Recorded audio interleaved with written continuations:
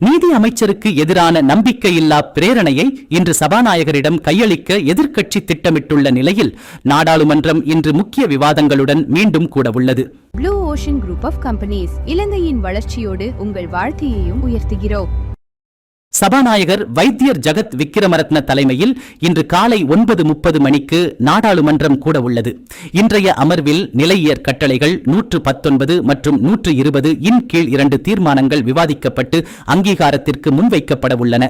மேலும் வெளிநாட்டு வேலைவாய்ப்பில் ஈடுபட்டுள்ள இலங்கையர்களுக்கு முழுமையாக மின்சாரத்தில் இயங்கும் வாகனங்களை இறக்குமதி செய்வதற்கான அனுமதி பத்திர திட்டம் தொடர்பாக அரசாங்க கணக்குகள் பற்றிய குழு மேற்கொண்ட விசாரணை அறிக்கையை சட்டமா அதிபரிடம் அனுப்புவது குறித்த விசேட பிரேரணையும் விவாதிக்கப்பட உள்ளது.